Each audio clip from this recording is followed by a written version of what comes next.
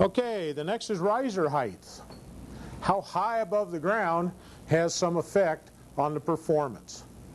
And again, totally depends on what you're after. In orchards, if we want under tree, we're going to keep the riser very low. Just enough to clear the undergrowth, you know, the surface grass that we're growing in that orchard. And if it's just a bare dirt orchard, we just have to have it just above the ground level. And we can shoot it right under there, and that's perfect. If we want over tree, we have to make sure the riser is high enough above the limb so that it clears the highest limbs at their greatest shoot growth. You know, at the end of the season when they have maximum growth on them, they have to still clear that growth. If we're in a pasture, we talked about some of the ramifications of different heights for pasture. Whether it's going to be cattle or horses will have an effect on where you're going to place the heads. Generally, you got to keep them low enough so they don't get mauled by the critters. You know, they're going to do some damage to them if you get them up too high. They like to rub on them. So we got to keep them out of their way. If we're in turf, we don't need much height. We just need enough height to clear the cut. If we're on a golf course and our fairways are being cut at ½ an inch, you know, thing only has to pop up that high. That's all it needs. You don't need a great big high pop up on turf, on a golf course turf. But if you're growing the rough at 3 inches, then all of a sudden the thing has to get up high enough to clear the rough. So you need maybe a little higher canister out in the rough. The other thing it'll do with grass, it just lays the blades over. It just kind of knocks them out of the way. Now our home lawns, we generally cut a little taller. Most home lawns are cut 2 inches to 3 inches high. Well, all the turf rotors and sprays that you buy these days have about a 3-inch pop-up on them. So they will pop up above the normal cut of a home residential lawn. That's why they're so tall, so that they get up above the cut. So they're not interfered by the growth of the turf.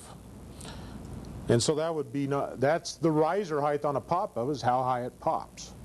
You can get them up to 12 inches if you're in shrub beds, so that you can have them pop up, and then when they're finished watering, disappear. It kind of vandal-proofs them a little bit, so that you don't have those things sticking up in the areas where people might come along and break them off. You know, there's nothing worse than having risers right out in the shrub bed of a tavern, you know, because at 2 o'clock or sometime in between, people come out of there semi-intoxicated and maybe mad because their girlfriend or boyfriend just dumped them, and they'll take it out on things like the sprinkler head just to show how macho they are, you know. So if it's not there to take it out on, it helps a lot. So we try to find ways of hiding those sprinklers. I'm a tough guy, I can break that sprinkler, you know. Next is wind.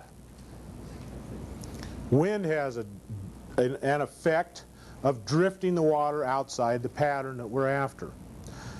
Now the textbook has some nice pictures of wind distorted water patterns.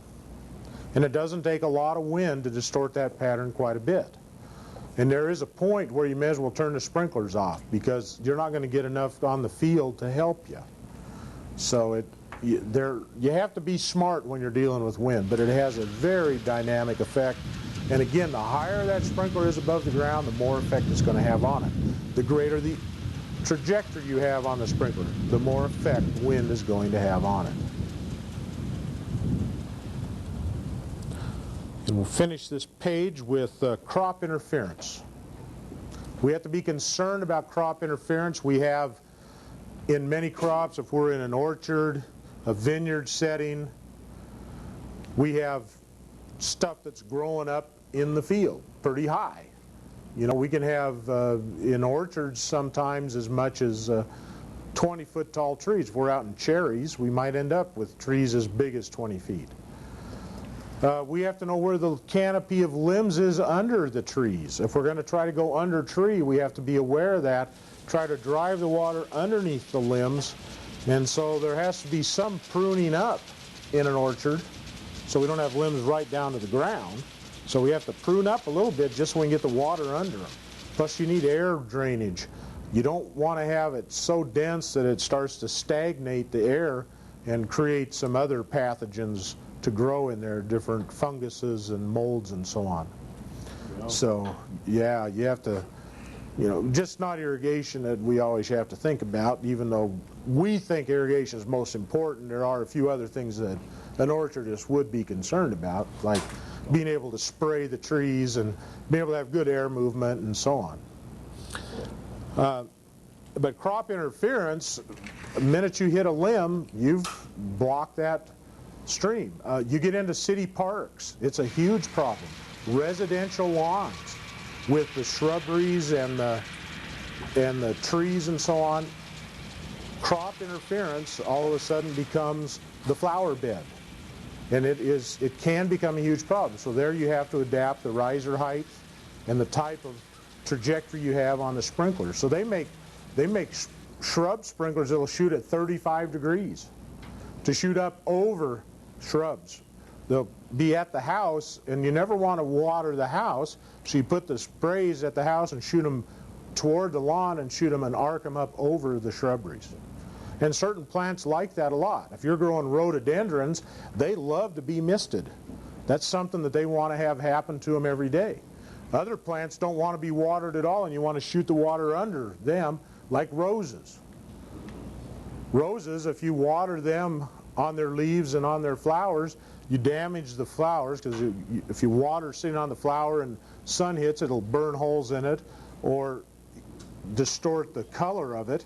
And then you also have a mildew problem with water on the leaves of roses.